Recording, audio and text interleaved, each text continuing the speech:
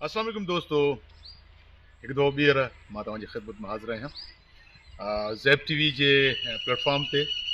ऐं मां Zeb T V जे platform तां तव्हांखे पंहिंजी फ़नी लाइफ में जेके वाक़िया आहिनि, दिलचस्प वाक़िया, उहे तव्हांखे मां ॿुधाईंदुसि। सो मां चाहींदुसि त तव्हां मुंहिंजे चैनल ज़ैब टी वी खे सब्सक्राइब कयो, बेल आइकन ज़रूरु दॿायो ऐं कमेंट बि कयो त असांजा वीडियोज़ तव्हांखे कीअं था लॻनि।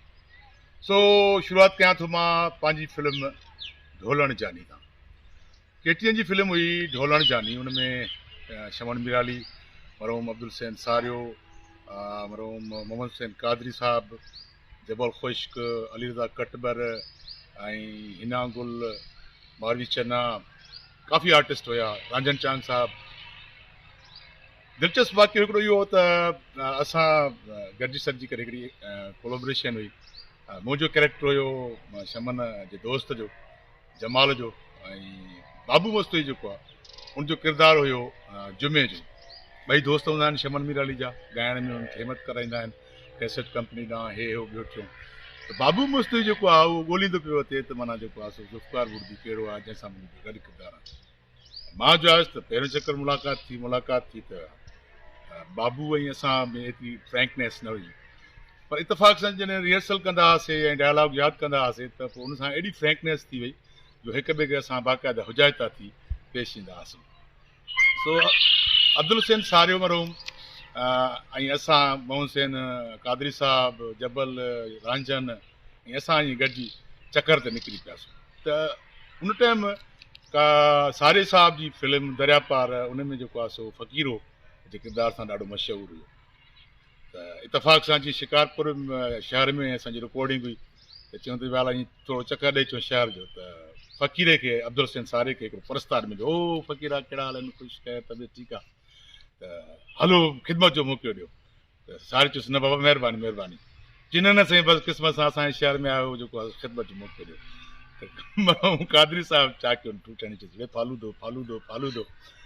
त शिकारपुर जो वाणे वारो फालूदो मशहूरु आहे लखीदर चौक ते। त हुन चयुसि बाबा ठीकु आहे, भला तूं इसरार थो करीं त जेको आहे सो हल त हल फालूदो फालूदो सां खाराए। असां 7-8 ॼणा हुआसीं, फालूदो खाधोसीं, ॾाढो ख़ुशि थियो परस्तार असांजो। सो कादरी साहिबु इहो चयो त बाबा जेको बि परस्तार जंहिंखे मिले ऐं सलाह करे त हुनखे जवाबु न आहे ॾियणो। सो इतफ़ाक़ सां ॿिए ॾींहं ते निकितासीं त को परस्तार कोन मिलियो। त बाबा हाणे फालूदो, चई फालूदो खाईंदासीं। पंहिंजो कादरी साहिबु चयो बाबा फालूदो खाईंदासीं। बाबा मूं सलाह ॾिनी, बाबा ॻाल्हि इहा आहे त सभु को पंहिंजे पैसनि जो पाण फालूदो खाए। सो लिहाज़ा चीफ जेको आहे असांजो जेको लीडर, ग्रुप लीडर आहे, उहो कादरी साहिब था कयूं, पैसा कलेक्ट ॾियूं था कादरी साहिब खे, ऐं पंहिंजो फालूदो पाण था खाऊं, पंहिंजे पैसनि जो था खाऊं। ईअं माना कादरी साहिब ते मुंहिंजो नालो पइजी वियो चीफ। पोइ कादरी साहिबु जेसीं ताईं हाल हयात हूंदो मूंसां फ़ोन ते ॻाल्हाईंदो त मां चवंदोमांसि ओ चीफ, मूंखे चवंदो ओ जाने कहिड़ा हाल आहिनि। सो कादरी साहिबु लैंडेड आर्टिस्ट हो, ज़िंदा दिलि माण्हू हुयो। मरहूम अब्दुल हुसैन सारियो बि तमामु बहितरीनु ऐं लैंडेड आर्टिस्ट हुयो।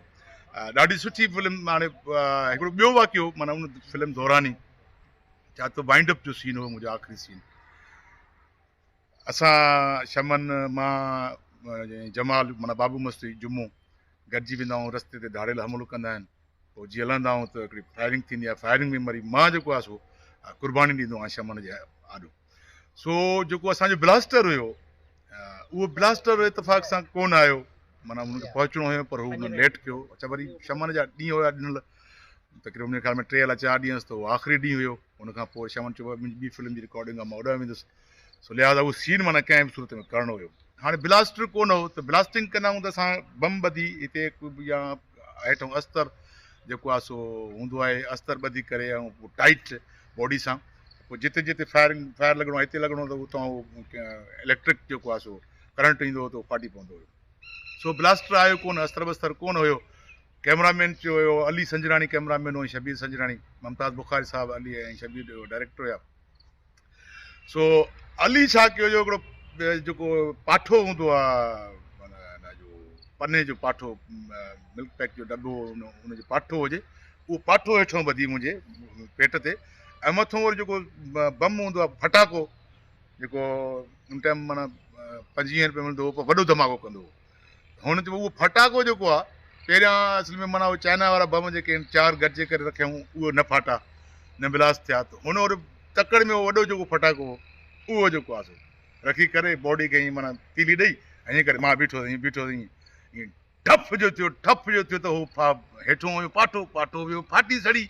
उहो सॼो जेको माना गंदरफ हो या जेको फटाको हो मुंहिंजे पेट ते जेको आहे सो फाटी पियो, मां थी पियुसि ज़ख़्मी। हाणे उहो सॼो माना जेको पेट जो कुझु हिसो हुयो मुंहिंजो सड़ी वियो। त थधि हुजे, जनवरी जा ॾींहं हुजनि, त मूंखे सूर बि थिए पियो, तकलीफ़ बि थिए पई। उहो जेको आहे सो माना जेको डायरेक्टर हो असांजो शबीर संजण, उहो चए थी सीन करिणो आहे, हीअ शॉट वठिणो आहे, हीअ शॉट वठिणो आहे, हीअ शॉट वठिणो आहे। मां दाऊं पियो कयां त शमन विड़ी पियो हुन सां, यार तोखे अहसासु कोन्हे को हीअ इंजर्ड लॻो पियो आहे, ज़ख़्मी लॻो पियो आहे, हिनखे पेट ते जेको आहे फटाको फाटो आहे, सॼो गंदरफ पेट हुनजो सड़े पियो आहे, तोखे छाट जी लॻी पई आहे, न कंदो मां चई रिकॉर्डिंग तुंहिंजी। मूंखे उन टाइम शमन खयों पंहिंजी वेन ते, वियासीं सिविल अस्पताल शिकारपुर में, उते हुनखे मलम पट्टी कराईसीं ऐं हे हो ॿियो टियों। पोइ मलम पट्टी खां पोइ जेको आहे सो जेके मुंहिंजा क्लोज़ शॉट आहिनि, उहे क्लोज़ शॉट वरिता आहिनि राति जो 2:30 बजे जेको आहे सो रिकॉर्डिंग 2:30 बजे मुकमल कराई।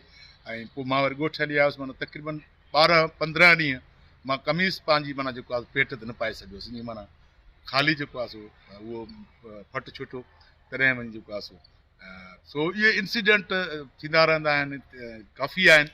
ऐं इनशाला अॻिले एपिसोड में, अॻिली क़िस्त में मां तव्हांखे अञा दिलचस्प वाक़िया ॿुधाईंदुसि। सो मुंहिंजे चैनल खे सब्सक्राइब कयो, ZAB TV खे सब्सक्राइब कयो, लाइक कयो, कमेंट कयो ऐं बेल आइकन ज़रूरु दॿायो।